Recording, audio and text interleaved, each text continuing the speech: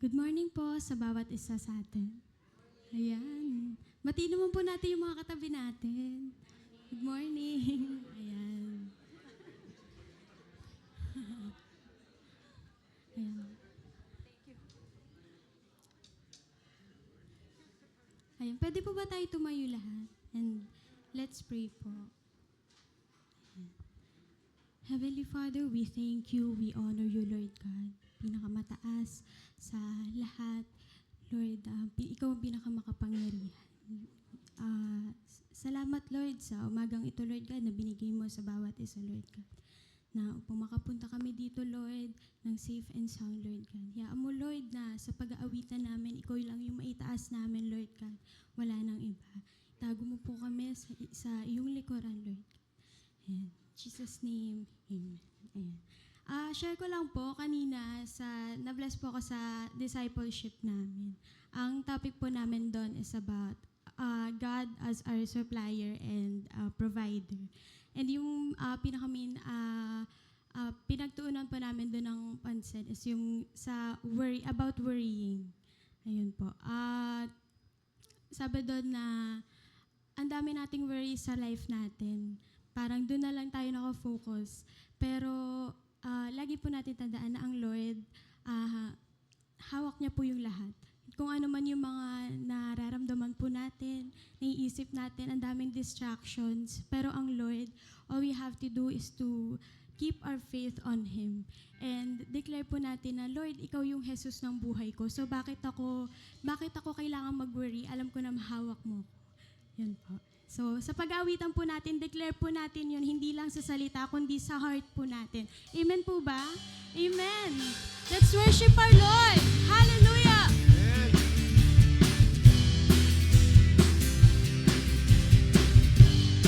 Declare natin, Jesus, ikaw ang buhay ko.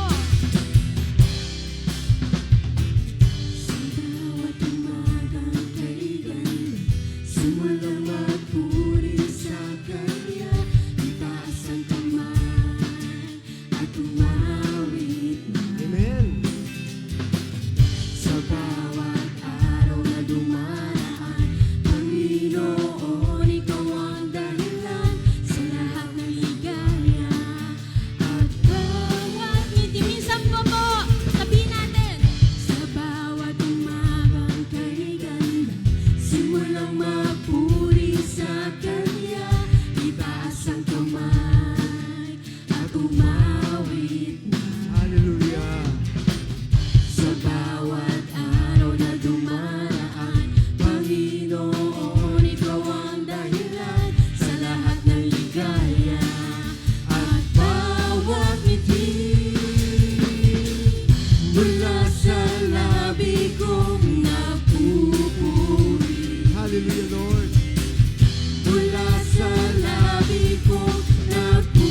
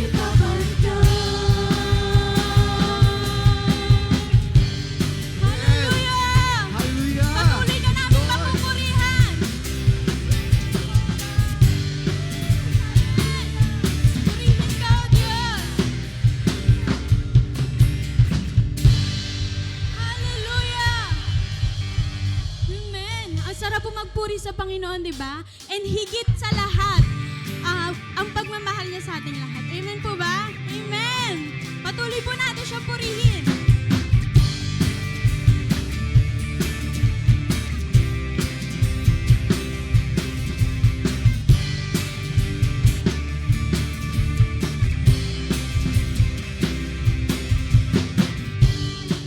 nang higit sa'yo. Wala nang papantay sa kabutihan. Wala nang tutumbas sa iyong ginawa. Ako'y sa'yo ngayon at kailan. Minsan pa po, declare natin. Wala nang higit sa'yo. Wala nang papantay sa kabutihan. Wala nang tutumbas sa iyong ginawa. Ako'y sa'yo ngayon at kailan. Hindi nalalayo. Sa krus natapos na ang lahat. Higit sa lahat, ang ngalan mo, Jesus. Higit ang lakas ng pag-ibig mo, wagas magpakailanman. Higit sa lahat, pangako mo, Jesus. Ako'y inibig mo ng higit sa lahat, magpakailanman. Amen. Minsan pa po, declare natin sa Lord, wala nang hihigit sa'yo, Panginoon. Wala nang higit sa'yo. Wala nang papantay sa kabutihan. Hallelujah. Wala nang tutumbas sa iyong ginawa. Ako'y sa'yo ngayon at kailan. Hindi nalalayo. Hallelujah. Sa krus natapos na ang lahat.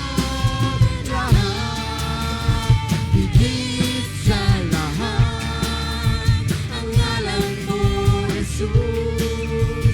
Higit ang lakas ng pag-ibig mo, wagas magpakailanman. Higit sa lahat, pangako mo, Jesus. Ako'y inibig mo ng higit sa lahat, magpakailanman. Minsan pa, higit sa lahat. Higit sa lahat, ang ngalan mo, Jesus. Higit ang lakas ng pag-ibig mo, wagas magpakailanman. Higit sa lahat, pangako mo, Jesus. Ako'y inibig mo ng higit sa lahat, magpakailanman. Hindi nalalayo. Yes, Lord. Hallelujah. Sa krus natapos na ang lahat. Minsan pa, sabihin natin sa Lord, hindi na kami lalayo sa'yo, Panginoon. nalalayo. Amen. Sa krus natapos na ang lahat. Higit sa lahat, ang ngalan mo, Jesus. Hallelujah. Higit ang lakas ng pag-ibig mo, wagas magpakailanman. Hallelujah. Higit sa lahat, pangako mo, Jesus. Ako'y inibig mo ng higit sa lahat, magpakailanman. Minsan pa, Higit sa lahat, ang ngalan mo, Jesus. Higit ang lakas ng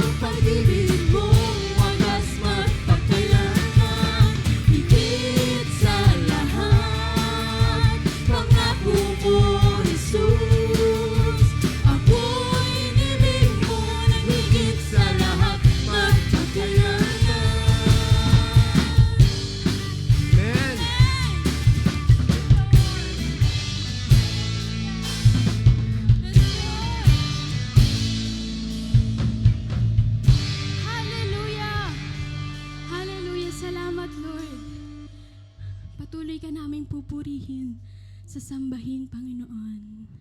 Salamat, Lord, kasi marami kaming worries, Lord God. Pero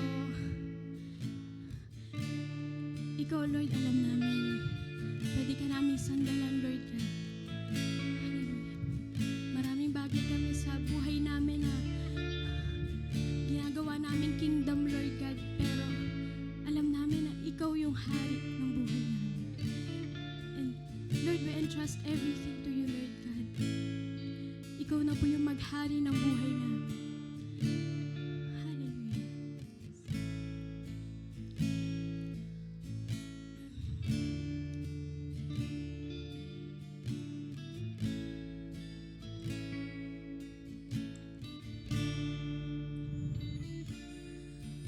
Panginoon, inaalay ko sa'yo ang aking buhay. Basagin mo ito ayon sa nais mo. Susunod ako, Panginoon. Inaalay ko sa'yo ang aking buhay. Gamitin mo ito ayon sa nais mo. Susunod ako sa'yo. Isang pa po, awitin natin galing sa ating mga puso. Hallelujah. Purihin ka, Panginoon. Ko sa'yo ang aking buhay. Basagin mo ito ayon sa nais mo. Susunod ako, Panginoon. Inaalay ko sa'yo ang aking buhay. Gamitin mo ito ayon sa nais mo. Susunod ako sa'yo. Ikaw ang maghari sa buhay ko. Pusong dalisay ang nais ko. Ikaw ang maghari sa buhay ko. Nais ko'y maging katulad mo. Minsan pa po, declare natin sa Lord, Lord, inaalay ko sa iyo yung buhay ko. Hallelujah.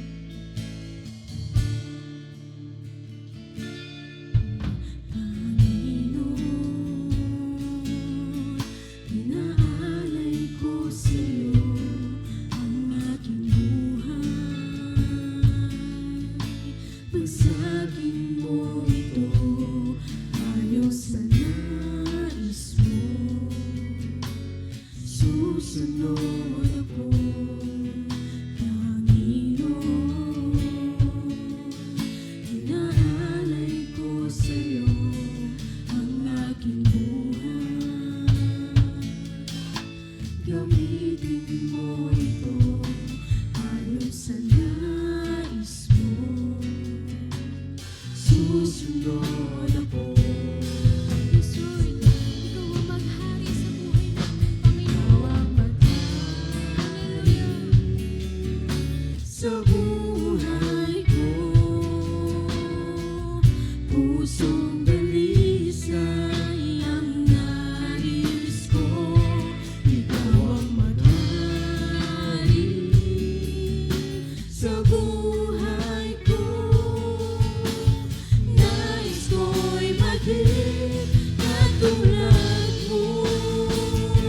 Ikaw ang maghari sa buhay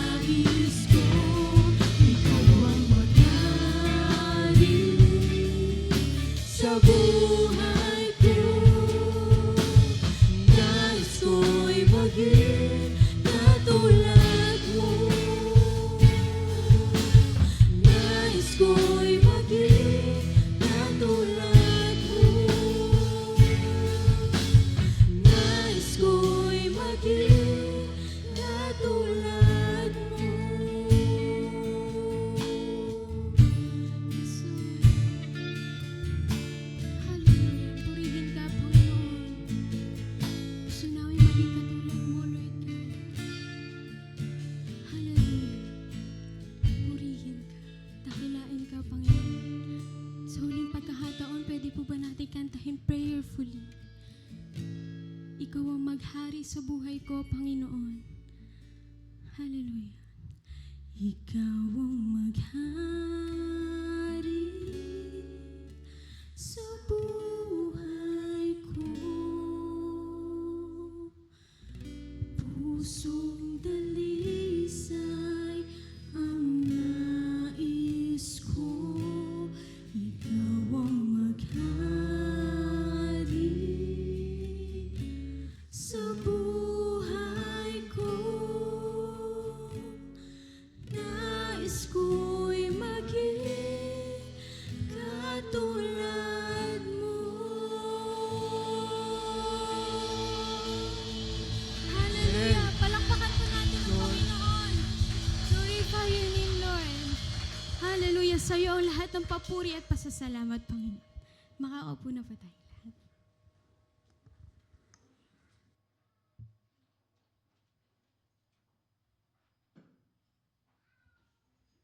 Yan. Good morning po sa ating lahat.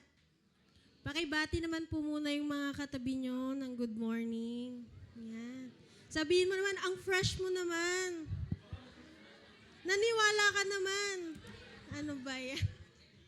Ayan. Sa umagang pong ito, napakasarap pong magpuri sa Panginoon. Tama po ba? Ayan. Yung pag-worship po natin, isa pong way po natin yun para sabihin natin sa Lord, Lord, I surrender everything to you. Sa kaninang umaga po sa aming discipleship sa mga women's, yun nga po, sabi ng ating worship leader, na ang tanong, simple lang po yung tanong eh. Ano yung worries mo? Pero napakabigat po ng bawat sagot ng bawat isa.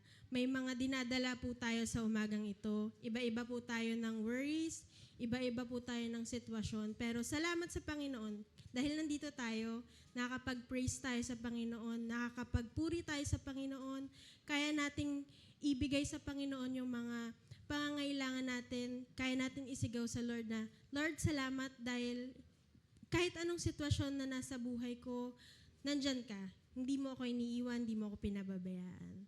So, sa umagang pong ito, yung para sa ating tithes and offering, ito po is a way of surrender din po natin sa Panginoon.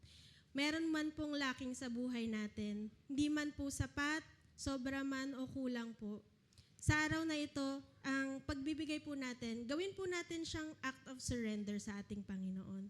Bigay po natin yung best natin sa Panginoon. Ipag-pray po natin na bigyan tayo ng heart ng Lord na, Lord, I surrender to you all my resources. Hindi man sasapat sa whole week na ito, pero Panginoon, dahil kasama kita, magiging sapat ang pangangailangan ko. Sa umagang pong ito, pwede po tayo, magbibigay po muna tayo ng ating tithes and offering and ipagpe-pray po natin. Dito na lang po sa gitna, then sa gilid lang po.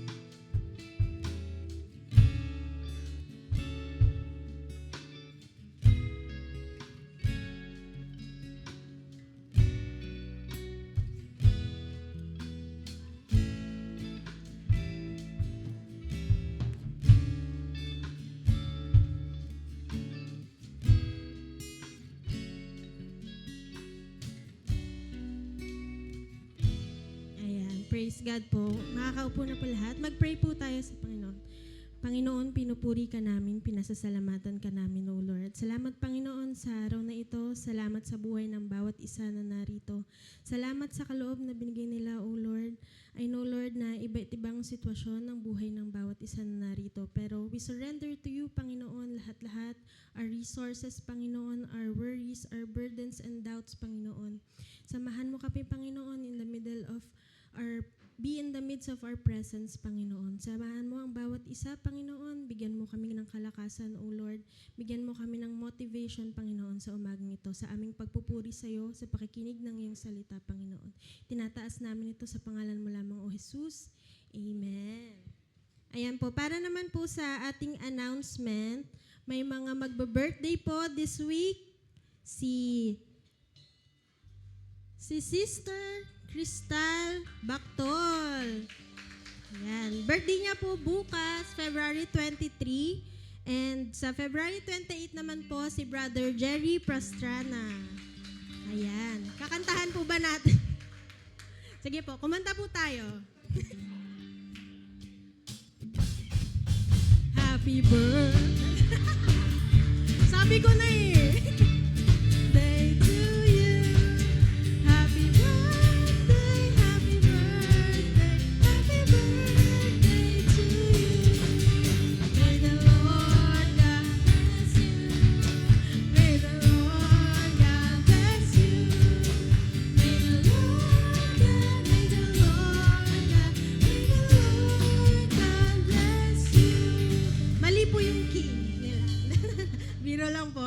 Para naman po sa announcement natin, meron po tayong medical mission next Sunday po, March 1, 2026. Mag-start po yan ng 9:30 a.m.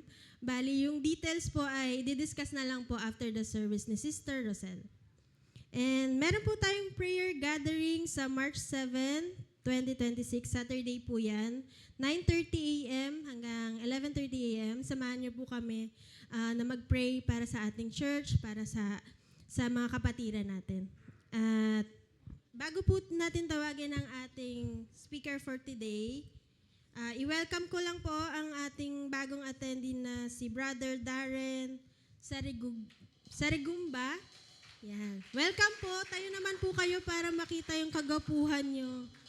Ayan. Sabi ko na eh. Tsaka po, si Sister Mimi T. Cascaro. Ayan. Tayo naman po kayo para, ayan, sabi ko na maganda eh. Ayan. Welcome po. Ang nag-invite po ay si Sister Faye kay Sister Mimi at si Brother Jeremiah naman po ang nag-invite kay Brother Darren. Ayan naman po. Para sa ating Word of God, inimbitahan ko po si Sister Emma Luz Hervasio para sa ating salita ng Diyos po. Thank you.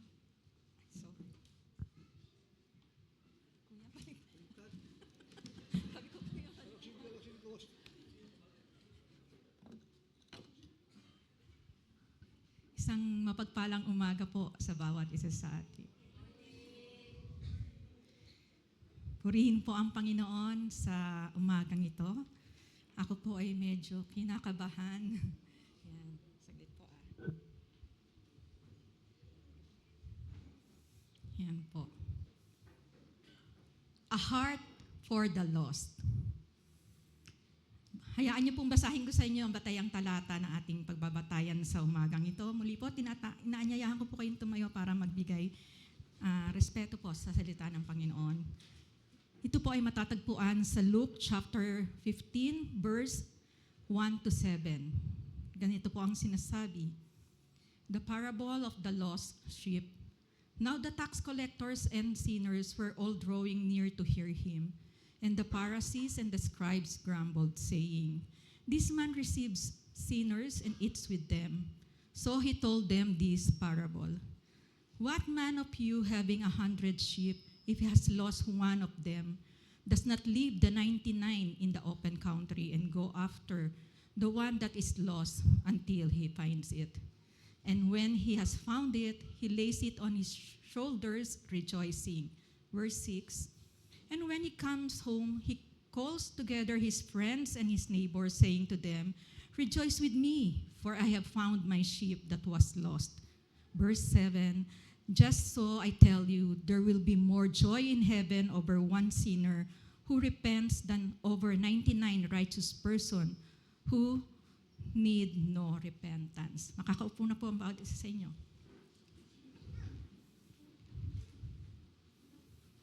Sino po sa inyo yung nakaranas na mawalan ng isang mahalagang bagay sa kanyang?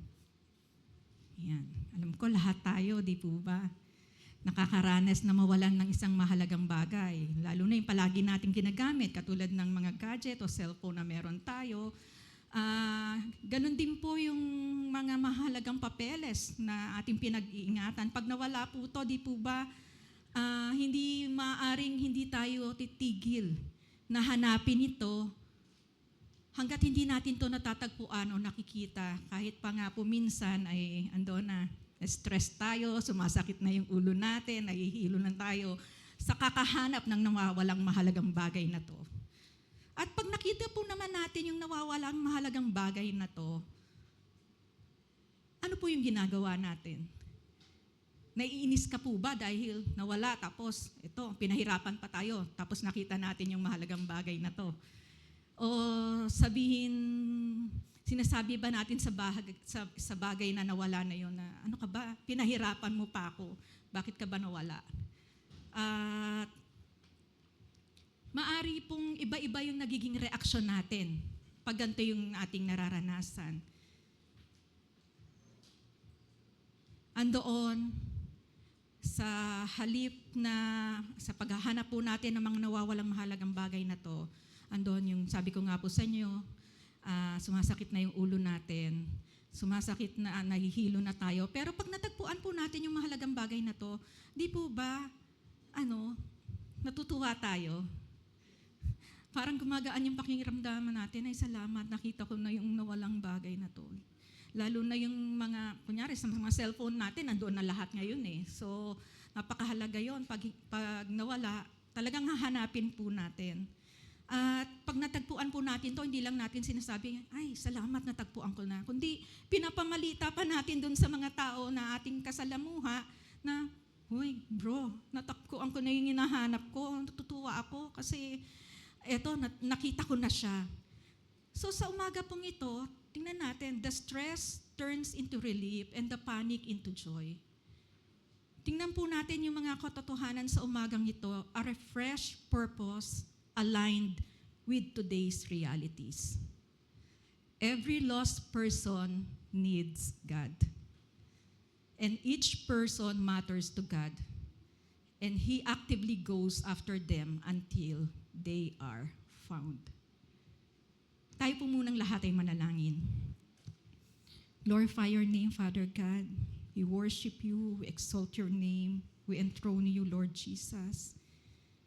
Holy Spirit of God, we magnify you. Salamat sa umagang to, Panginoon, dahil muli dinako mo kami sa iyong bahay-sambahan upang hindi lang ikaw purihin, sambahin sa Espiritu at katotohanan, kundi upang makarinig ng salita na nagmumula sa iyong banal na kasulatan, Lord God. Lord, I pray sa umagang ito, gamitin mo nga po ang iyong lingkod bilang maging daluyan ng pagpapala na nagmumula sa iyong salita. And I humbly before you, Lord God, na tunay nga po, ikaw po ang manguna sa akin, ang banal mong Espiritu, Panginoon, yung anointing ng banal mong Espiritu ang maranasan ko as I share your word, Panginoon, sa aking mga kapatiran. At Lord, sa sandaling ito, I pray, Lord, na ikaw po ang magbukas sa puso, sa isipan, sa spirit ng bawat isa, na maging open, Panginoon, sila to receive your word na magbibigay ng encouragement, motivation, at kalakasan sa kanilang buhay spiritual, Panginoon, para sa kanilang pang-araw-araw na pamumuhay. We invite your presence in our midst today, Lord Jesus. At tunay nga po, let your will be done upon us sa araw na to. In Jesus' mighty name we pray. Amen. Katulad po ng nabanggit ko sa inyo kanina, a refreshed purpose aligned with today's reality. Every lost person needs God, and each person matters to God.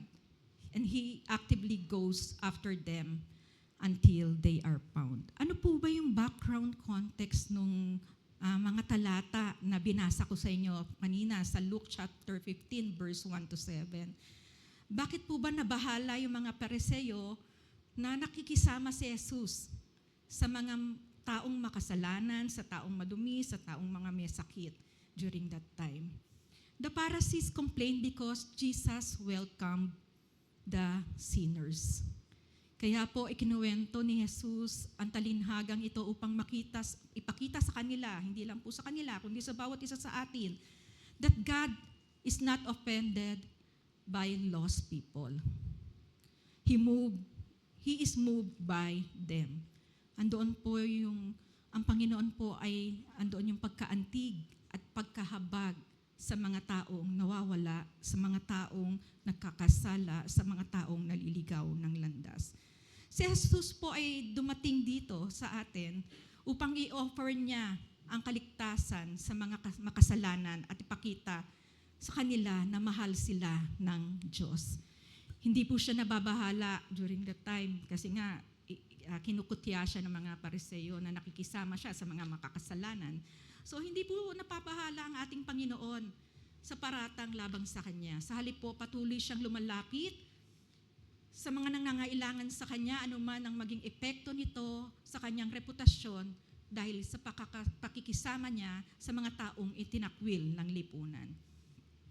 The religious leaders saw sinners as problems. Yun po yung tingin nila na yung mga makasalanan during that time may problema ito ng lipunan. But Jesus saw them as sheep that was lost. He did not wait for them to find their way back. Jesus went looking for them. Sa Biblia po, isa po sa mga pinaka-common na trabaho during Bible times ay yung pagpapastol po o shepherding. Kung mababasa niyo po, lalo na sa Lumang Tipan, ito po yung makikita niyong mga nagiging trabaho during that time. Siguro po dahil ito sa geographical na lokasyon na meron sila. At kalimitan po sa Biblia, ang ginagamit na metaphors para sabihin ang mga importanteng bagay o importanteng katotohanan ay ang salitang tupa at pastol. Hindi po lingid sa atin na ang Panginoon po ang mapagmahal na pastol ng mga Israelita na gumagabay sa kanila all throughout the history po. Naranasan ng Israelita ang paggabay ng Panginoon bilang mapagmahal at mabuting pastol. At tayo pong mga anak ng Diyos ay inihantulad po tayo sa isang tupa kung saan ang bawat isa sa atin ay makakakitaan ng pagiging helpless, dependent, madaling maligaw, yet napaka-precious po at mahalaga sa paningin ng ating Panginoon. Jesus Christ is our great shepherd na nakakakilala sa kanyang mga tupa at patuloy na hinahanap ang mga naliligaw at handa siyang mamatay para sa kanila. Bakit po kaya? Kasi sabi ko po sa inyo, Jesus Christ, our great shepherd. Kilala po ng Panginoon ang bawat isa sa atin. Kilala po ng Panginoon kung sino yung mga hindi pa nakakakilala sa Kanya. Kilala po ng Panginoon kung sino yung naliligaw ng landas. At hindi lang po doon tumitigil sa pagkakilala. Sabi po, handa siyang mamatay para sa kanila. Bakit po? Because the Lord has a heart for the lost soul. Ulitin ko po. Because the Lord has a heart for the lost soul. How about you? Kamusta ka po sa umagang ito? Kamusta ka, kapatid?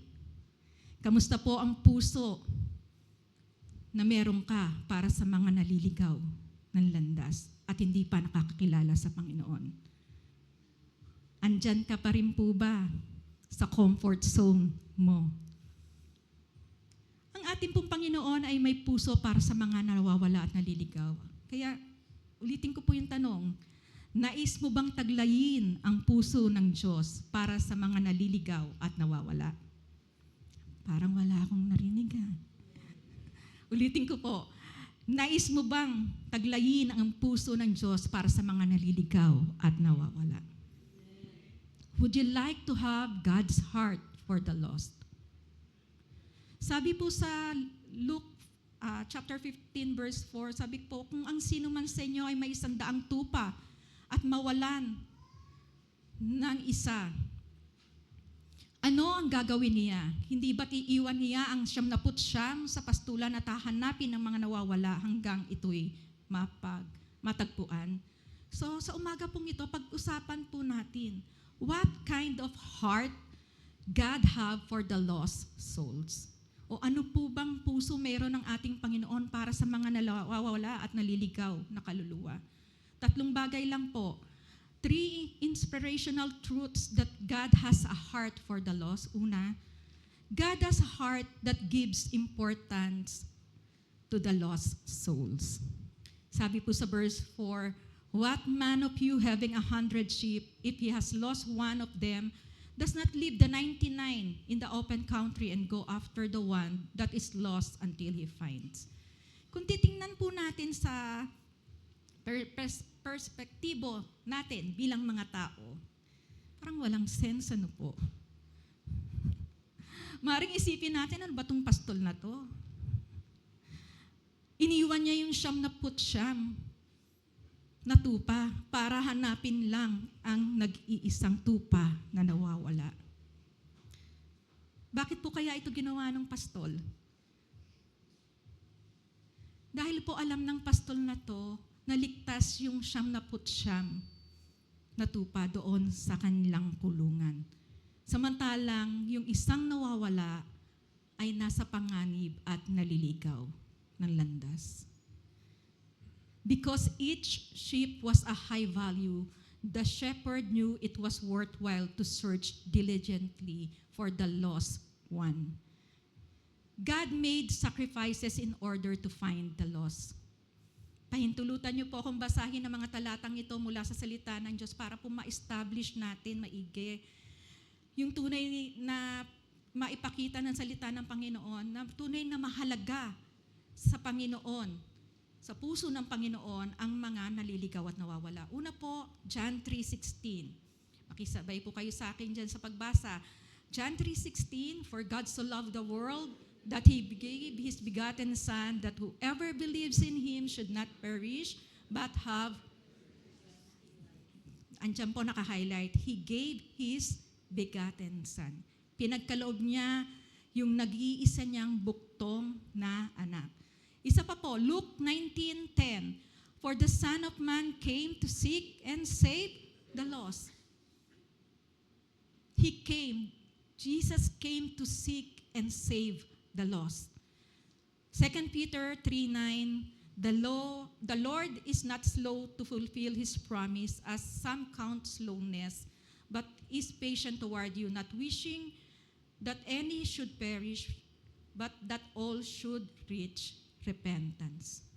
Not wishing that any should perish, but that all should reach repentance. Lastly, Romans 8:32. He did not spare His own Son, but gave Him up for us all. How will He not also with Him graciously give us all things? Dito po sa mga talatang ito na binasa ko sa inyo, ito po ay nagpapakita ng kadakilaan ng pag-ibig ng Diyos sa bawat isa sa atin. Kaya hinahanap niya ang mga tao na nawawala o naliligaw. At sabi po roon, nagagalak siya kapag ang sino man sa kanila ay natagpuan. Isa po sa mga layunin ng ating Panginoong Diyos sa bawat isang katauhan ay maligtas at magkaroon po ng personal encounter with Him o magkaroon ng isang malalim na relasyon sa Kanya. Kaya nga po katulad ng mga talata na ating binasa, ay makita natin dito, hindi niya pinagkait po yung kanyang nag-iisang buktong na anak upang maipadama ang kanyang dakilang pag-ibig sa atin.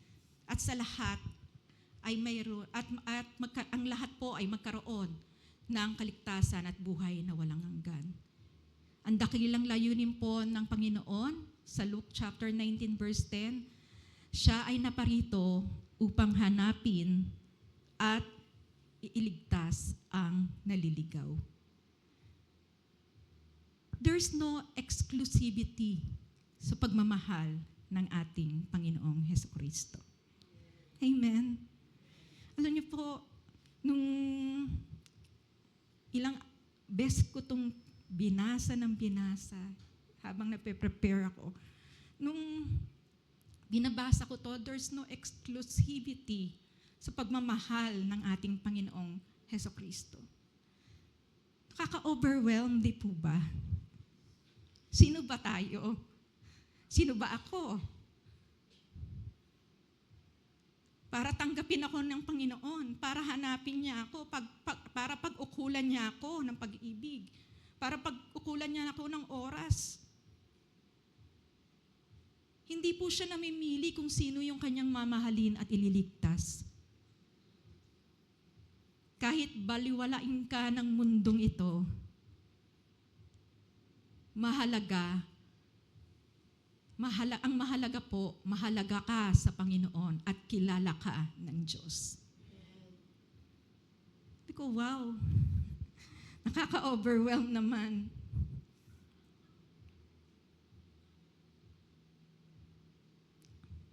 Tayo na hindi naman tayo perfecto, lagi tayong nagkakasala. Minsan kahit Kristiyano na tayo, tumatalikod pa tayo sa Panginoon. Pero sino ba ako para mahalin ako ng ganito ng Panginoon? Kung titingnan po natin at kung tutuusin po natin yung ating mga sarili sa harapan ng Panginoon, para lang tayong isang maruming basahan sa kanyang harapan pag nakita natin yung holiness, kabanalan ng Panginoon. Ganon man tayo naging kasama, ganon man tayo hindi naging kaibig-ibig, gaano man tayo naging kapalpak sa harapan ng Diyos, mahal tayo ng Diyos. Mahal ka ni Jesus. At hindi po rito natatapos ang pagpapakita ni Jesus ng kanyang importansya sa mga taong naliligaw o nawawala ng landas. Sabi po sa verse 5, and when he has found it, he lays it on his shoulders rejoicing. Kapag nakita na niya ang tupa, ay masaya niya itong papasanin. Ano pong ibig sabihin nito? This means that God does not only concern and give importance in finding the lost one. Sabi, he lays it on his shoulders. Masaya niya itong papasanin.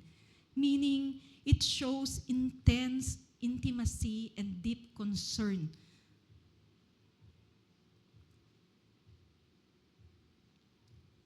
Pinapakita po nito yung kahalagahan ng mga nawawala sa puso ng ating Panginoon.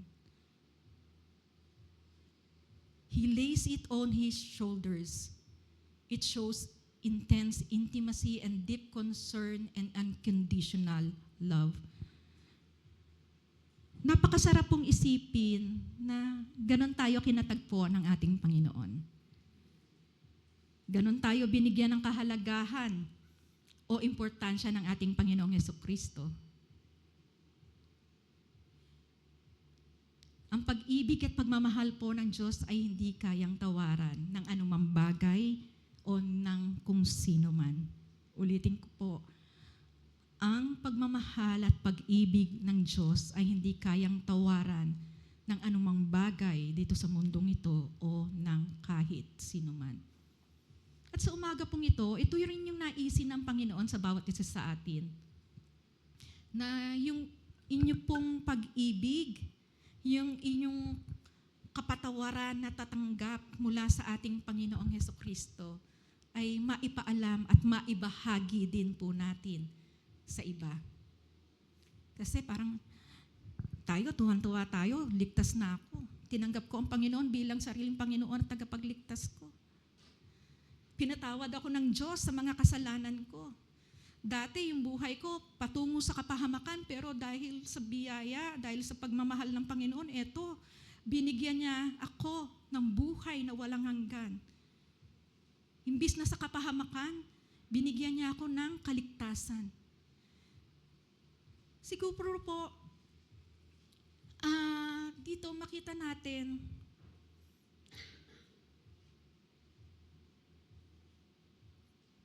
naisin po ng Panginoon na yung kung ano yung pagmamahal, ano yung pag-ibig, ano yung kapatawaran, paglilinis, ano yung kaligtasan na pinagkalob sa atin ng Panginoon, ito po ay maibahagi rin natin sa iba. Wag na po tayong lumayo. Baka kasi ang nasa isip natin, ay mag-share ako ng word ng Lord. Ay, share ko yung love ni Lord sa iba. Kailangan kong pumunta sa bundok para maibahagi ito sa mga katutubo. O kailangan kong mangibang bansa sa ibang lugar na wala pa ang Kristyanismo sa kanila. Huwag na po tayong lumayo. Dito lang po sa mga katabi nyo. O sa mga kapamilya nyo na wala pa sa ating Panginoon. Pwede nyo pong imaibahagi sa kanila yung pag-ibig, yung pagmamahal na nararamdaman nyo sa ating Panginoong Yesukristo nung siya ay tinanggap nyo bilang Panginoon at tagapagligtas ng inyong buhay.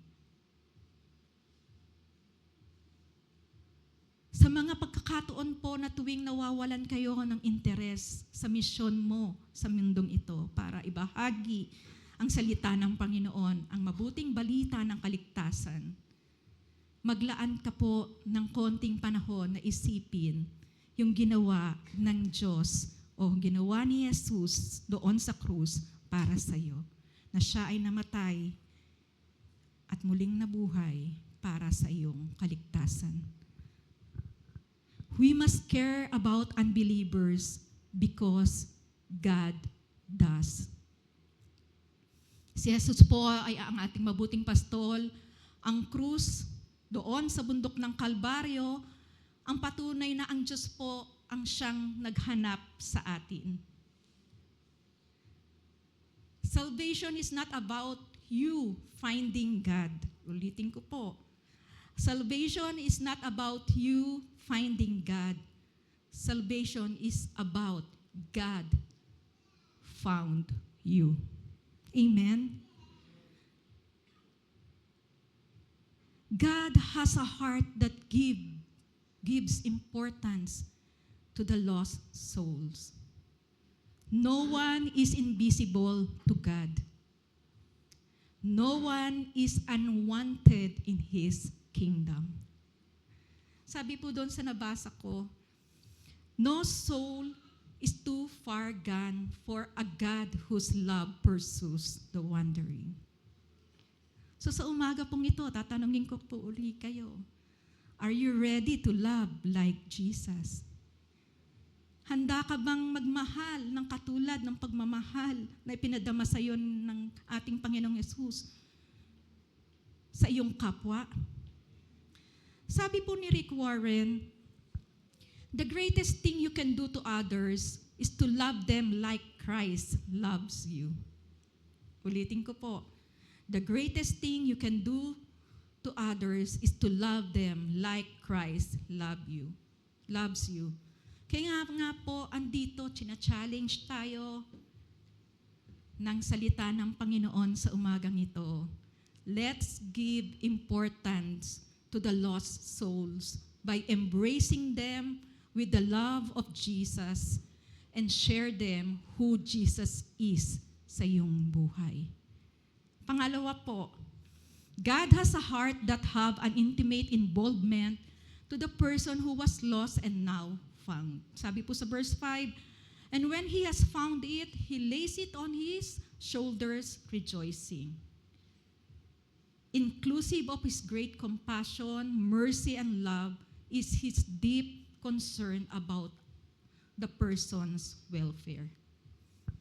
Hindi lang po andoon nung tinanggap natin ang ating Panginoon bilang sariling Panginoon ang tagapagligtas natin. Hindi lang po yung great compassion niya, yung great mercy and love niya yung na-receive natin. Sabi po roon, kasama po nito yung kanyang deep concern about the person's welfare. Mark chapter 6 verse 34, dito po pinakita ng mga talatang to yung great concern talaga ng Panginoon sa mga tao. When He went ashore, He saw a great crowd. Sabi po rito, and He had compassion on them because they were like sheep without a shepherd, and he began to teach them many things. Pagbaba ni Jesus sa bangka, nakita niya ang napakaraming tao, nahabag siya sa kanila sapagkat para silang mga tupang, walang pastol. Kaya't sila'y tinuruan niya ng maraming bagay. Ang Panginoon po natin, ang Panginoong Jesus po natin, hindi po lang siya loving God. Hindi lang po siya mapagpatawad na Diyos. Hindi lang po siya mahabaging Diyos. Our God is a personal God.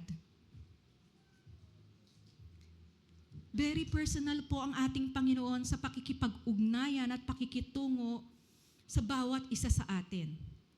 Very personal po ang Panginoon sa pakikipag-deal sa bawat detalye ng ating buhay. Wala pong nalilingid sa harapan ng Panginoon. Wala pong nalilingid sa ating mabuting pastol. Always at work po ang Panginoon sa ating mga buhay. Yung personal po na pakikitungo sa atin ng Panginoon ay hindi po ito natatapos doon lang. Hindi man po tayo, katulad ng nasabi ko na kanina, hindi man tayo kaibig-ibig, hindi man tayo karapat-dapat sa dakila niyang pagmamahal sa atin. He make us His own. Tinuring niya po tayong Kanya. Tinuro niya tayong mga anak niya.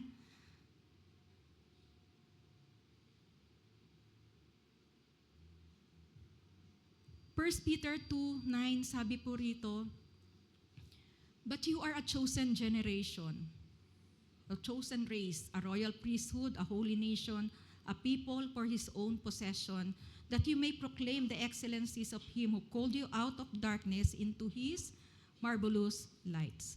God's deep concern and intimate involvement to a person who is and was lost is unquestionable.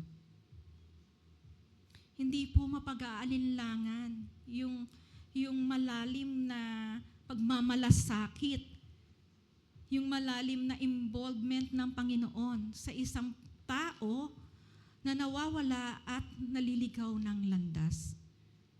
His unconditional love, His mercy, and great compassion to those lost is immeasurable and incomparable. Hindi po masusukat o walang kapantay.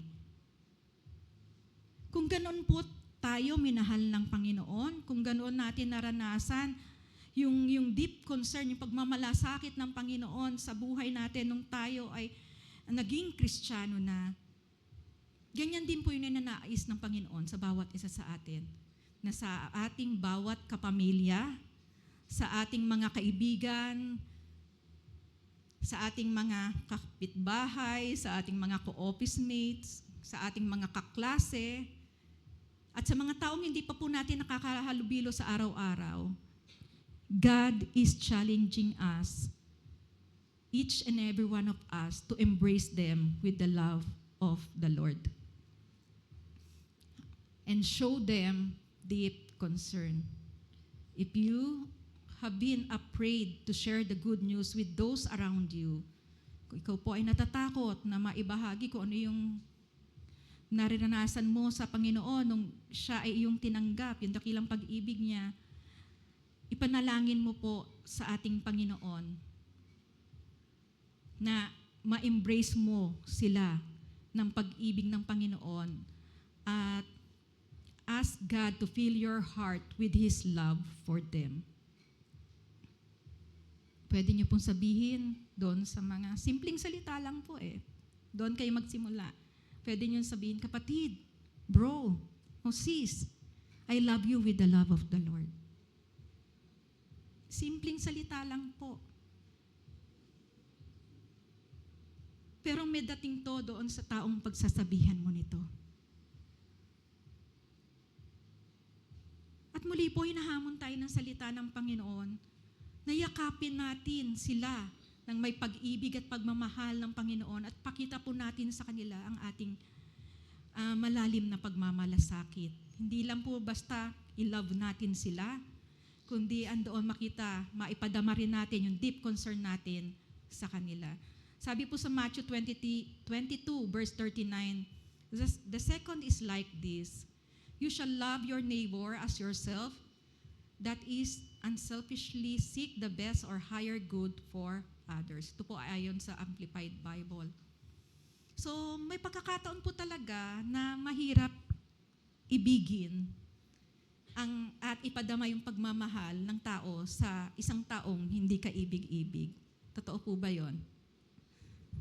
Kahit sabihin ng salita ng Panginoon, sabi ng salita ng Panginoon, mahalin mo sila. You shall love your neighbor as yourself.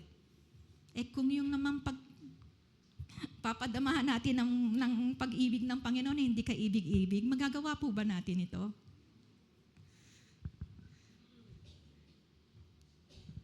Pero hindi po yun yung nais ng Panginoon eh.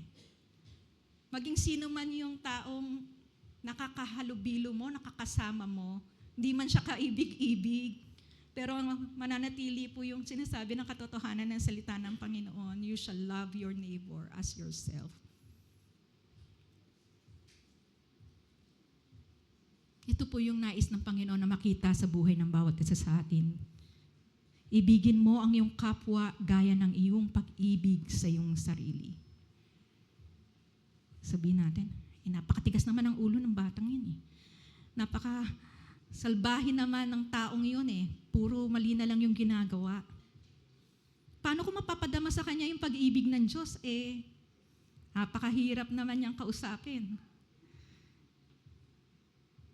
Kaya kadalasan po ang nangyayari, nag-give up na lang tayo sa taong yun eh. Pero, ito po yung nais ng Panginoon na maibahagi ko sa inyo. Don't give up on a person who needs the Lord's touch in his life.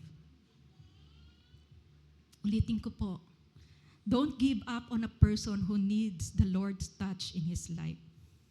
Kung ang ating Panginoong Hesukristo po ay andoon ang pagpapahalaga na kanyang binigay at pinadama sa mga taong wala pa sa kanya at naliligaw ng landas, ganun din po nawa makita sa ating mga puso na tayo po ay mayroong isang pusong katulad ng ating Panginoon na nagbibigay importansya at pagmamalasakit sa ating kapwa. God does not simply notice the lost returning. He runs to embrace them, restoring them with tender hearts and rejoicing hearts. A heart for the lost.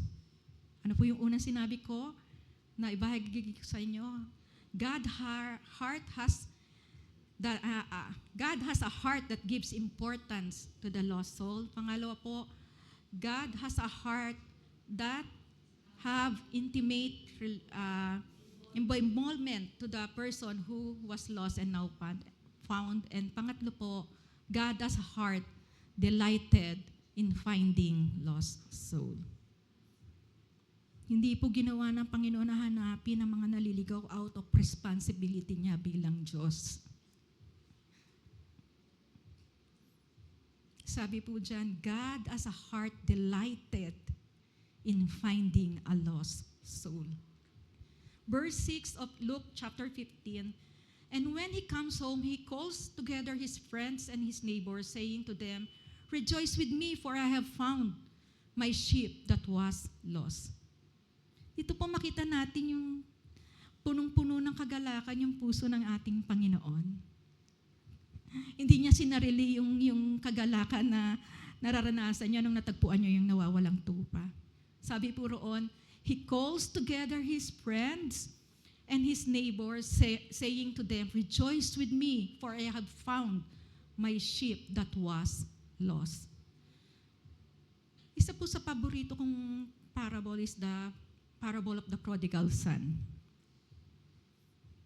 Yun sa Luke chapter 15, verse 11 to 32. Pero yung pinaka-umantig po sa puso ko, yung verse 20. Sabi po ganito, so he returned home to his father, and while he was still a long way off, his father saw him coming, filled with love and compassion.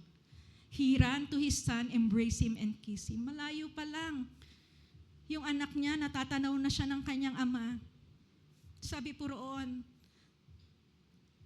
he was filled with love and compassion. Hindi niya na inantay na makarating sa kanya, yung kanyang anak. Siya ang tumakbo doon sa alibughang anak to embrace him with his love, to welcome him sa pagbabalik niya. At sabi po ron sa verse 22 to 24, ngunit tinawag ng ama ang kanyang mga alila, dali, kunin ninyo ang pinakamagandang damit at bihisan niyo siya. Suotan ninyo siya ng singsing at ng sandalyas. Katayin ninyo ang pinakamatabang guya at tayo'y kumain at magdiwang, sapagkat ang anak kong ito ay namatay na, ngunit siya'y nabuhay. Sabi, tayo'y kumain at magdiwang. At pansinin po natin yung unang word, sabi doon ng kanyang ama, dali, quickly. Ganun po ka-delighted ang ating Panginoon nung bumalik sa kanya yung ama doon, nung bumalik sa kanya yung kanyang anak. Pansinin po dito natin yung excitement ng ama nang ang prodigal son po ay bumalik at muling natagpuan. God is delighted every time a lost soul is being found. Sabi niya sa verse 7, sinasabi ko sa inyo, magkakaroon ng higit na kagalakan sa langit dahil sa isang makasalanang tumalikod sa kasalanan kaysa sa 99 na matuwid na di na nangangailangan magsisi. All God's best is waiting for a person found by God. Kasi sabi niya, bring quickly the best robe and put it on him and put a ring in his hand and shoes on his feet. Ganun po nag-uumapaw ang kagalakan ng ating Panginoon. And sa umaga pong to, sa inyong kinaupuan, let's reflect on for a while at alalahanin po natin, ano po kaya yung naranasan ng Panginoon nung tinanggap ko siya bilang Panginoon ng aking buhay at sarili kong tagapagligtas.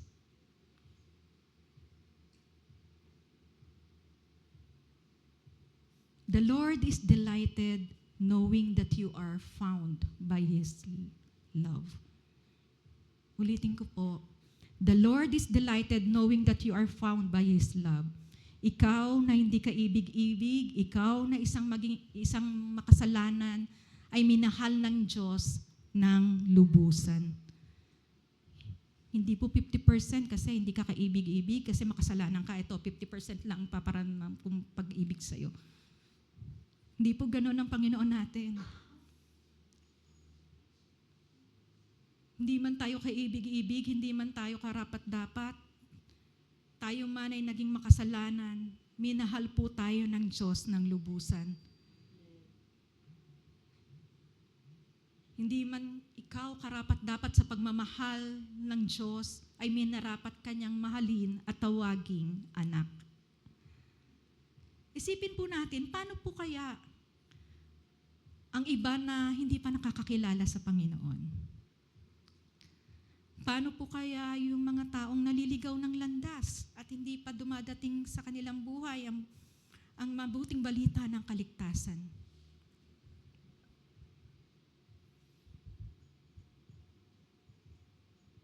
Ang bawat paghahanap at pagkita sa mga nawawala ay humahandong po sa isang pagdiriwang, hindi sa isang paghatol. Minsan kasi tayong mga tao, judgmental tayo eh. Nakikita natin panglabas na kaanyuhan eh. Pero ang nakikita ng Panginoon ay ang puso ng isang tao. Ang pagsisisi sa mga nagawa mong kasalanan ay hindi kahihiyan sa harapan ng Panginoon. Ito po ay daan patungo sa kagalakan na pwede niyang ipagkaloob sa iyo. Nagagalak ang Diyos sa mga buhay na nabago. Nagkakaroon ng malaking pagdiriwang sa langit kapag may, hindi po sinabing 10 tao na umuwi at bumalik sa Diyos o nakakilala sa Diyos. Sabi po ng salita ng Panginoon, nagkakaroon ng malaking pagdiriwang sa langit kapag may isang tao na umuwi at bumalik sa Diyos. Maaring ngayon na po ay yung araw ng kagalakan na yun. Andito po yung mga inspirational truths that God has a heart for the lost. He gives importance to the lost soul. He have an intimate involvement to the person who was lost and now found. And God is delighted in finding a lost soul. Mga kapatid sa pananampalataya, God is challenging us individually and corporately as a church.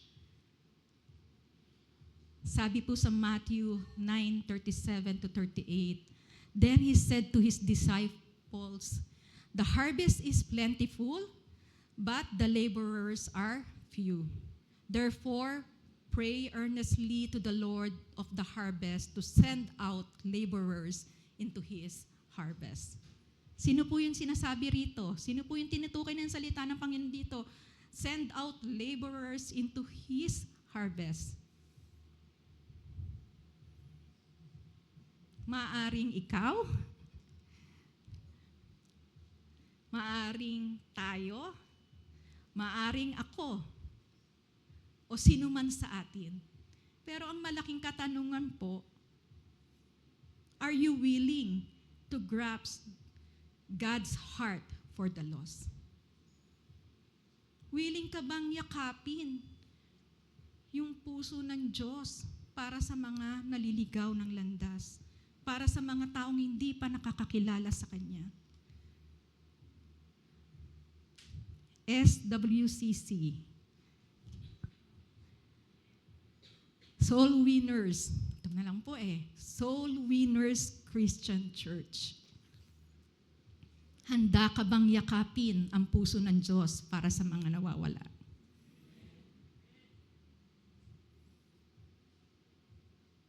Kasi po may mga pagkakataon na kaya hindi tayo nakakapag-share ng Word of God o nahihirapan tayong ibahagi ang mabuting balita ng kaligtasan na isipan na pumapasok sa ating isipan, hindi naman ako pumasok sa Bible school Wala akong alam para ibahagi yung salita ng Panginoon o yung mabuting balita ng kaligtasan.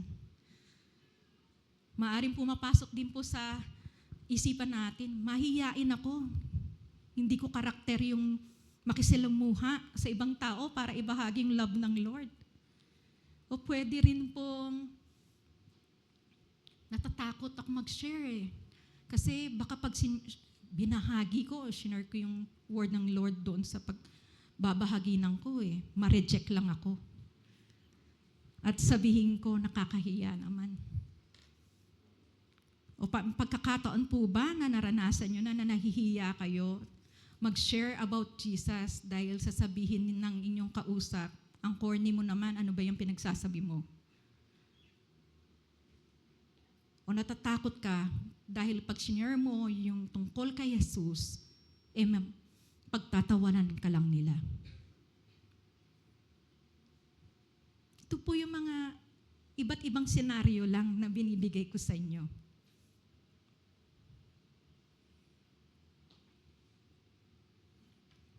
Ito po yung sakit natin mga Kristiyano. Ayaw nating umalis sa comfort zone natin. Gusto natin, Sunday goer lang tayo. Nakaupo lang ako. Kumakanta man ako ng papawari at pagsamba sa Panginoon. Nakikinig naman ako ng word ng Lord. Okay na yun.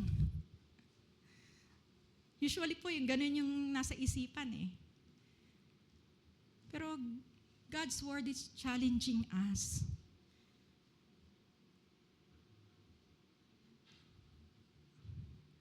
Testify ko po sa inyo yung buhay ko. Marami pong nakakakilala dito sa akin na yung karakter na meron ako, hindi po ako ganito. Mahihiyain po ako, takot ako sa tao actually.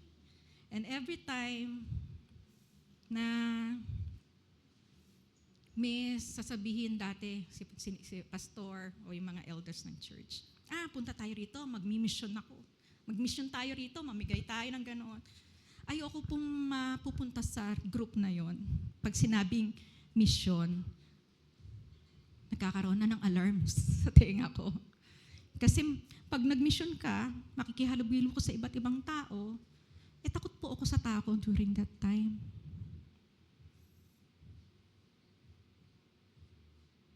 Pero ang Panginoon po,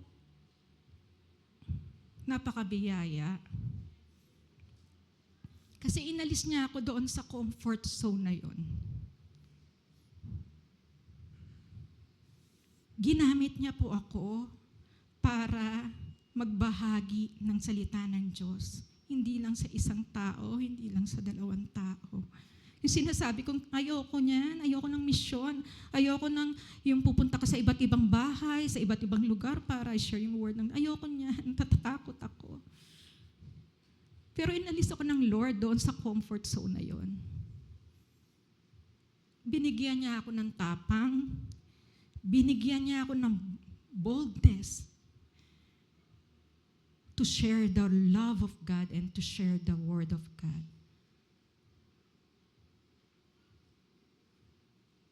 Alam niyo po, lahat ng mga sinabi ko sa inyo, pwede natin itong ma-overcome.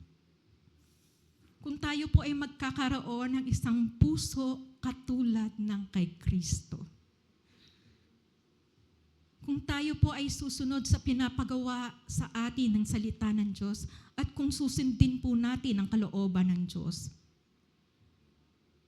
Pray, kung nahihirapan ka kapatid sa umagang ito na mag-share ng Word of God, ito po, pray that we would receive God's heart for our friends, for our neighbors, co-workers, loved ones, and people we have yet to meet. Pag nilapit natin to sa Panginoon, ito yung ninais ng puso natin to receive God's heart for the lost.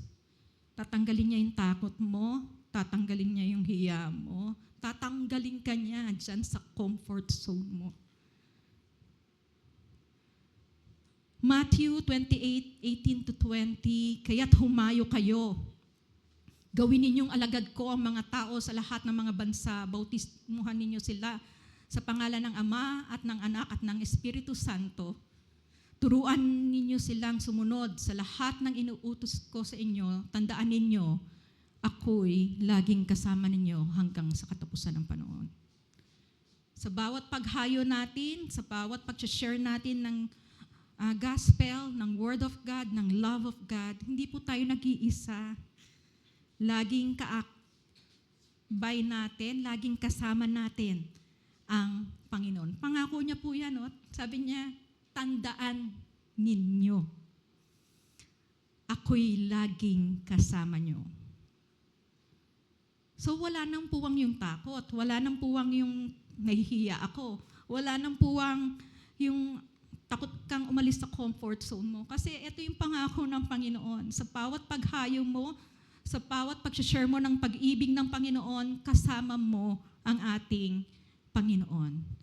God has called you to be a witness with Him in the world and in your community. Ito po yung Great Commission na pinapagawa ng Panginoon sa bawat isa sa atin. Kung ikaw ay isang mananampalataya na, mandated po tayo dito sa Great Commission of Christ.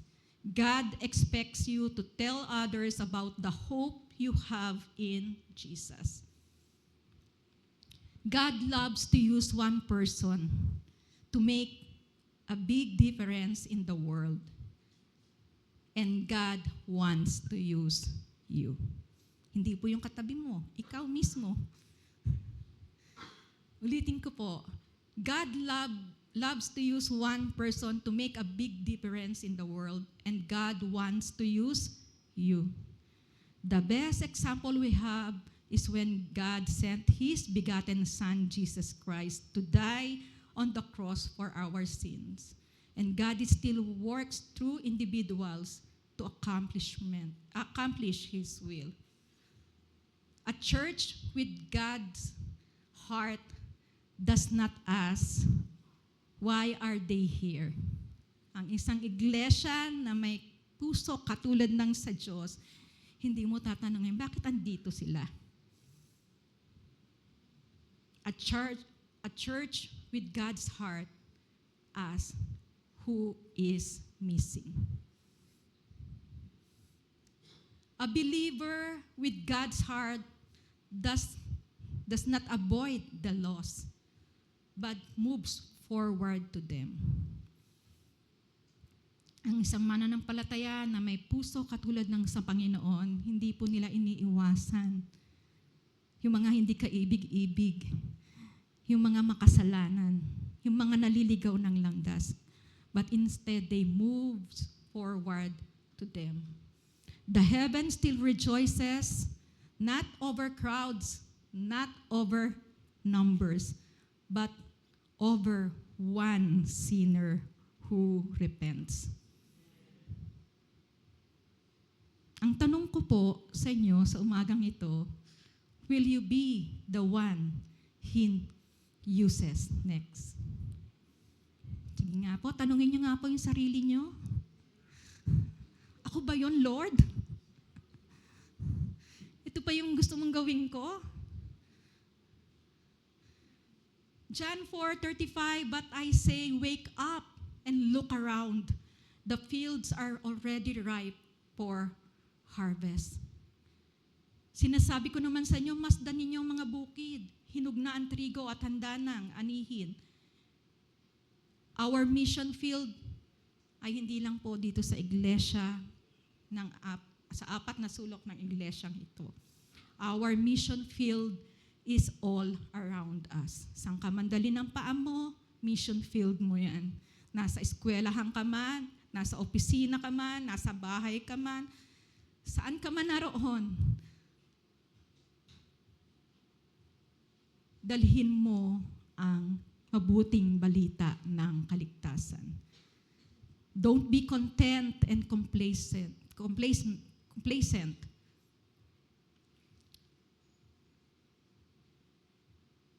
Alam niyo po, every time na ganito yung topic ng mensahe na binabahagi ko, ay pumapasok sa akin ang isang awiting ito. Yung mga medyo may edad-edad na, yan. Alam niyo po to, people need the Lord. Alam niyo po ba yung kantang to? Alam ko si Pastor Alex, alam niya to. May ilang lines lang po akong kinuha. Bigyan din ko po yung mga naka-highlight. Sabi po rito, we are called to take His light to a world where wrong seems right. What could be too great a cause for sharing life with one who's lost? Through His love, our hearts can feel all the grief they bear. They must hear the words of life. Only we can share. Ulitin ko po. They must hear the words of life. Only tayo pong lahat, we can share. People need the Lord. People need the Lord. At the end of broken dreams is the open door. People need the Lord. People need the Lord. When will we realize? Tanong po sa atin yan ngayong umaga. When will we realize? For people need the Lord. Each and every one of us ay tinawag po ng Panginoon bilang maging ilaw at asin ng mundong ito. God is calling us to be light and salt of the world. Ito po, pakinggan nyo. The world needs the Lord. And the Lord wants His children to have a heart for the needy world. Ulitin ko po. The world needs the Lord, and the Lord wants His children to have a heart for the needy Lord. Kaya wag na po tayong makontento sa ating kinauupuan. Wag na po tayong magpakampante lang. Kailangan ng mundo ang Panginoon. Alam naman po natin ang nangyayari sa paligid natin, di ba? Powers ng powers. Kailangan ng mundo ang Panginoon, nais ng Panginoon na ang kanyang anak ay magkaroon ng isang puso para sa mundong nangangailangan. Gagawin ko pong personal yung sinabi ko para mas maramdaman nyo. Nais ng Panginoon na magkaroon ka ng puso para sa nangangailangang mundo. Sa umaga pong ito, if you are found, sabi po dyan, join Him in the search and the joy. Kung ikaw sa buhay mo, tinanggap mo na ang Panginoon bilang sariling Panginoon at tagapagligtas mo at hindi ka na ang nagahari sa buhay mo, kundi ang Panginoon na. Sabi dyan, join Him in the search and the joy. Sa kabilang banda, if you are lost, the shepherd is looking for you. Kung ikaw, sa buhay mo kapatid, ay wala pa ang Panginoon sa buhay mo, andito ang mabuting pastol na hinahanap ka at nais niyang iparama sa iyo ang pag-ibig niya at ang deep concern niya sa iyo. Nais po ng ating Panginoon na ikaw ay katagpuin sa umagang ito. Kung wala pa ang Panginoon sa buhay mo, nais ni Jesus na ipagkaloob sa iyo yung kaloob ng kaligtasan o gift of salvation. Kung iyong bubuksan ang iyong puso, kung bubuksan mo yung iyong isipan, at hihingi ng kapatawaran ang iyong mga nagawang kasalanan, siya po ay siya ay iyong tatanggapin bilang Panginoon at tagapagligtas ng iyong buhay. Mamaya po ililid ko kayo sa prayer. Tandaan mo kapatid, mahal ka ni Jesus. Ayaw niyang mapahamak ka. Ayaw niyang humantong ka sa kapahamakan. Kasi sabi ng salita ng Panginoon sa Romans 6:23, ang kabayaran ng kasalanan ay kamatayan, ngunit ang kaloob ni Jesus ay buhay na walang hanggan sa pamamagitan ni Jesucristo na ating Panginoon.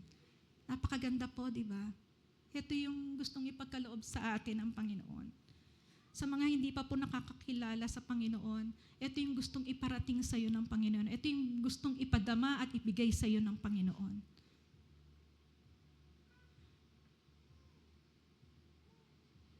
Inaanyayahan ko pong pumikit ang bawat isa. Mananalangin po ako ng prayer for salvation sa umagang ito. Kung ikaw kapatid ay wala pa sa buhay mo ang ating Panginoong Yesus, hindi mo pa siya tinatanggap bilang Panginoon, tagapagligtas ng iyong buhay, sinasabi mo, hirap na hirap ka na sa buhay mong ito, sinasabi mo na nilalayuan ka ng ibang tao, wala kang matakbuhan. Kapatid, nandito ang Panginoong Yesus. Mahal ka ng Diyos. Ayaw kanyang mapahamak at humantong sa kapatawaran. Kaya kung nais mong tanggapin ang ating Panginoon bilang sariling Panginoon at tagapagligtas mo, maari mong itaas ang iyong kamay, pansandalian lang, and then after mo itaas, ibaba mo na uli. Okay, praise God. At sumabay ka sa panalangin ito. Panginoong Yesus, salamat po sa kadakilaan ng pag-ibig mo sa akin. Salamat po sa salita mo na nahayag sa umagang ito. Salamat po na nabigyan ng kaliwanagan, Panginoon, na kahit pala madumi ako, kahit hindi ako kaibig-ibig, kahit makasalanan pala ako, Panginoon, mahal mo ako. Kaya po, Panginoon, sa umagang ito, binubuksan ko po ang aking puso at ininaanyayahan ko po kita, Panginoong Yesus, na pumasok sa aking puso at buhay bilang aking Panginoon at tagapagligtas ng aking buhay. Panginoon, hinihingi ko po ng kapatawaran at paglilinis sa iyo ang mga kasalanang nagawa ko laban sa iyo.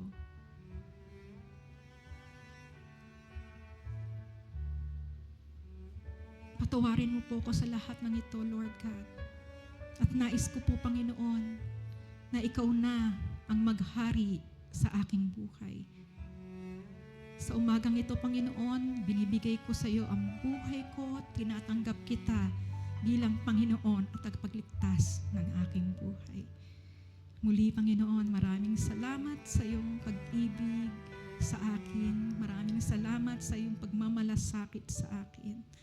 At maraming salamat, Panginoon, dahil ngayon, Panginoon, pwede na akong mabuhay ng may kagalakan sa aking puso. Dahil inangkin mo na akong bilang iyong anak. Kaya, Panginoon, salamat sa iyo. Sa pangalan ni Jesus. Amen. Tayo pong lahat ay tumayo.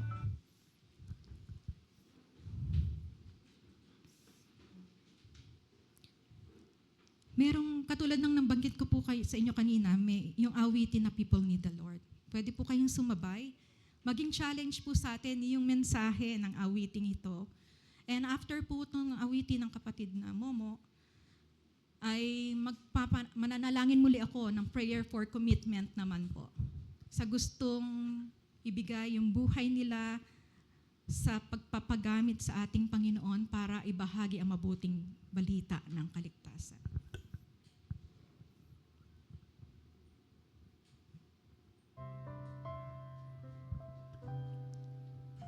Namnamin po natin yung lyrics ng awitin. At mangusap nawa ang Panginoon at ang banal na Espiritu. Every day they pass me by, I can see it in their eyes, empty people filled with care, headed who knows where. On they go through private pain, leaving fear to fear. Laughter hides their silent cries, only Jesus hears. People need the Lord. People need the Lord. At the end of broken dreams is the open door. People need the Lord. People need the Lord. When will we realize people need the Lord?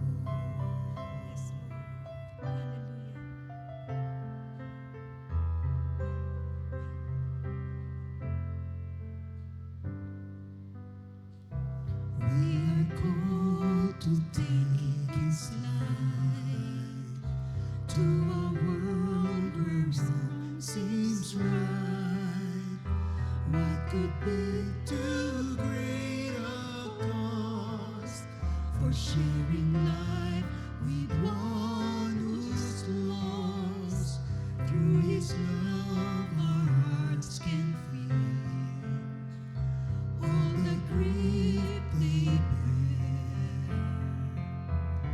They must hear the words of life only we can share.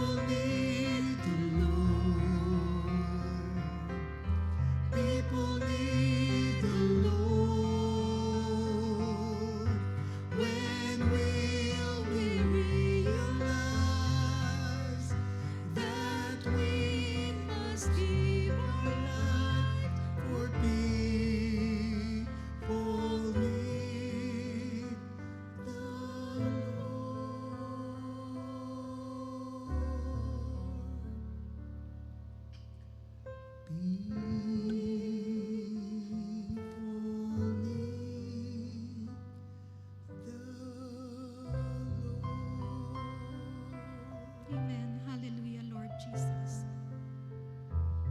Kapatid, kung nais mong i-commit ang iyong buhay sa umagang ito sa Panginoon, buksan mo ang iyong puso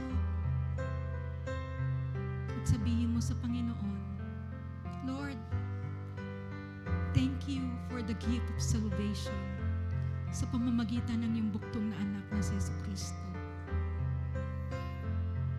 Today, Lord Jesus, I commit myself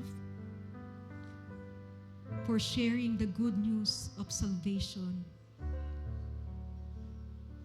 Today, Lord, I commit myself in sharing your love, your concern, Panginoon, sa aking kapwa. Lord, alisin mo ang lahat ng pang-aanilangan. Alisin mo po, Panginoon, ang anumang takot na meron ako sa puso ko sa pagbabahagi ng iyong mabuting balita ng kaligtasan. At sa umagang ito, Lord, as I commit myself to you, fill my heart, fill my life with the love na pinadama mo rin sa akin, Lord God.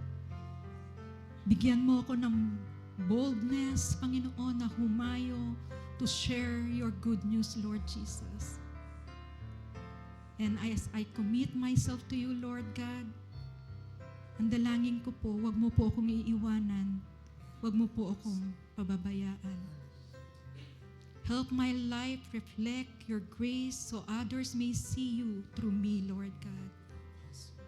And use my life for your glory alone, Lord Jesus. In Jesus' mighty name I pray. Amen. Huling paalala po sa atin ng Panginoon, be light in the darkness, be love in a weary world. From Him, the light begins. Through us, it shines.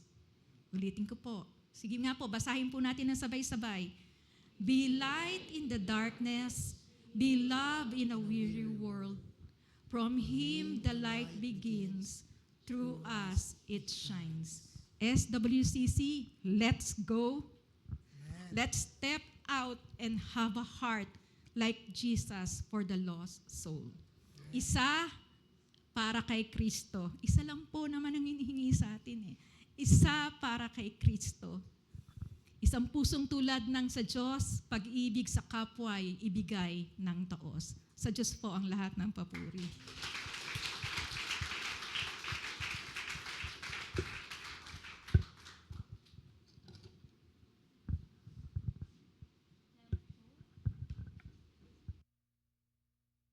Lina po tayong nakatayo para sa ating closing prayer and benediction. Purihin po ang Panginoon sa buhay ni Sister M sa kanyang challenging na salita na shinare niya sa atin ngayong umaga. At nawa nga po ay nahamon tayong lahat na mag-commit ng ating mga buhay sa Panginoon para magdala pa ng mga kaluluwa sa kaharian niya. Bago po tayo umuwi, pagkatapos po natin mag-closing song mamaya, ay maiwanan po muna lahat saglit, lahat po ng naririto ngayon para sa ilang announcement patungkol nga po dun sa ating medical mission. At pagkatapos naman po noon ay maiwan din po ang lahat ng ating workers dahil may mga ilang bagay din po na i-announce sa inyo. Sige po, tayo po ay manalangin. Panginoon, nagpapasalamat po kami sa lahat ng ginawa mo sa amin ngayong umaga na to. Salamat po sa presensya mo na nakasama namin. Salamat po sa mga salita mo, Panginoon, na narinig namin. Nawal, O Diyos, sa iyong tulong, sa kalakasan, sa katatagan ng loob na nagmumula sa iyo ay magawa po namin na mag-commit ng buhay namin upang madala pa ang mga naliligaw na kaluluwa sa kaharian mo, upang mailapit namin ang iba pang mga tao sa iyo, Panginoon. Unang-una na ang mga malalapit namin na kapamilya, mga mahal namin sa buhay, O Diyos. Kaya Lord God, sa buong isang linggo na to, sa aming pansamantalang paghiwa-hiwalay, Panginoon, dalangin namin na igawad mo po sa amin, O Diyos, ang iyong kapayapaan, ang pag-iingat na nagmumula sa iyo. Hayaan mo po, Lord God, ang paggabay ng banal mong Espiritu ang maranasan namin. At hayaan mo po sa paglabas namin sa bahay-sambahan na to, dalhin namin ang liwanag mo sa aming mga tahanan, sa aming mga paaralan, sa aming mga trabaho, trabaho at sa aming komunidad. At dalangin namin, Panginoon, na ang buhay namin ay mag-reflect, Panginoon, ng buhay at pagmamahal na mula kay Kristo. Sa pangalan mo po, Panginoong Jesus. Amen.